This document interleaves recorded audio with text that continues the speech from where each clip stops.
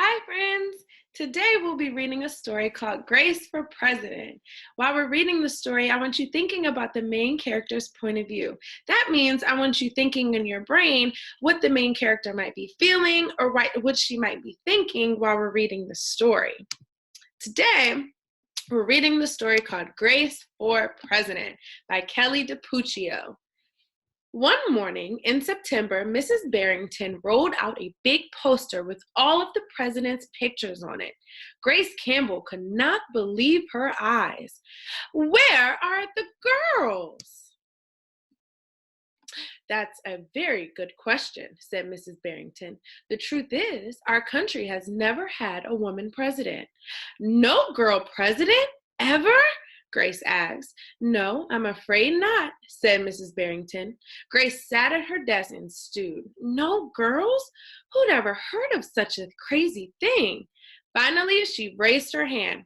Yes, Grace? I've been thinking it over, and I'd like to be president. Several students in the class laughed.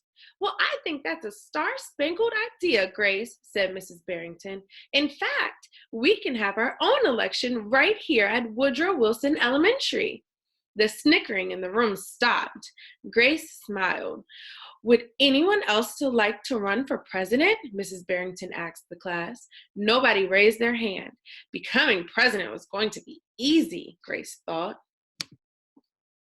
The next day, Mrs. Barrington made an announcement. In the name of democracy, I have invited Mr. Waller's class to join our election. Their class has nominated Thomas Cobb to be their presidential candidate. Grace's heart sank. Thomas was the school spelling bee champion. His experiments always took blue ribbon at the science fair, and he was captain of the soccer team. Becoming president wasn't going to be so easy after all, Grace thought. The teachers put the names of all 50 states in the District of Columbia into a hat. Everyone except for Grace and Thomas got to choose a state. I'm Texas, said Anthony. I'm New Hampshire, said Rose. I'm Michigan, said Robbie. What does the number 17 mean? Each state is assigned a number of electoral votes. The number is determined by how many people live in the state, said Mrs. Barrington. Each of you will be a representative of your state. Altogether, our country has 538 electoral votes. Mr. Waller explained. On election day, the candidate who receives 270 electoral votes or more wins the election. Why 270? Asked Rose. That's more than half of the electoral votes, Mr. Waller said. Becoming president really wasn't going to be so easy, Grace thought. Grace came up with a campaign slogan. Make history! Vote Grace Campbell for president! Thomas came up with his own campaign slogan. Vote for Thomas Cobb, the best man for the job. Grace listened to what issues were important to the students, and she made a list of campaign promises. A peaceful school, no bullies. A cleaner school, no littering. Better hot lunches, no more fish stick tacos.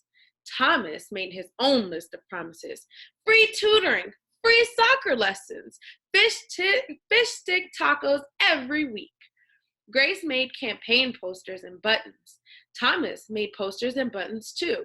Each week, the teacher set aside time for the candidates to meet with their constituents. Polls were taken. Votes were making their choices. Grace continued to campaign. At recess, she gave speeches. During lunch, she handed out free cupcakes. After school, she held rallies. Meanwhile, Thomas wasn't worried. He had cleverly calculated that the boys held slightly more electoral votes than the girls. At recess, Thomas studied his spelling words. During lunch, he worked on his latest science experiment. After school, he played soccer. Even before the election, Grace made good on her promises. She joined the safety squad. She organized a school beautification committee, and she volunteered her time in the school cafeteria. In early November, Woodrow Wilson Elementary hosted a special election day assembly. Grace and Thomas took their places on stage as the school band began to play. Henry was the first representative to approach the microphone. The Yellowhammer state of Alabama casts its 9 electoral votes for Thomas Cobb. Fletcher said, the last frontier state of Alaska cast its 3 electoral votes for the best man for the job, Thomas Cobb. The Grand Canyon state of Arizona cast its electoral votes for Grace Campbell. And so it went. State after state after state cast their electoral votes. The scoreboard in the gymnasium kept track of the totals. The voting demonstration was quickly coming to an end. Claire approached the podium. The Badger state of Wisconsin cast its 10 votes for my best friend, Grace Campbell. Grace looked at the scoreboard. Thomas had 268 electoral votes. She had 267. There was only one state still unaccounted for, Wyoming. Thomas grinned. Grace felt sick. Sam walked up to the podium. He looked at Thomas. He looked at Grace. He looked down at Grace's handmade flag. Sam didn't say a word. What are you waiting for? Thomas whispered. The band stopped playing. All eyes were on Wyoming. Finally, Sam cleared his throat. The equality state of Wyoming cast its 3 electoral votes for Grace Campbell. The gymnasium erupted in loud cheers and a few boos. Mrs. Barrington approached the podium. With 270 electoral votes, the winner is Grace Campbell. Thomas looked stunned. Grace hugged Sam.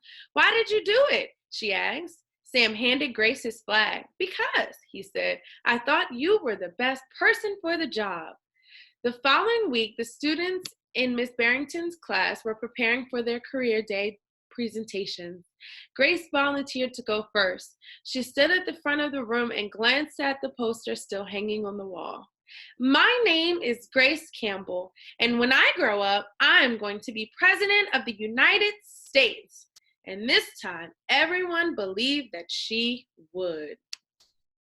The end. So I'm so glad you guys were able to listen to that read aloud, Grace Campbell for President. I hope while we were reading that you were able to imagine what Grace was feeling and what she was thinking throughout her entire presidential campaign. Remember to go to Google Classroom and click the link that says reading, and it says the text-dependent questions for Grace for President to complete it. Also, go back and use the book for your text evidence as well.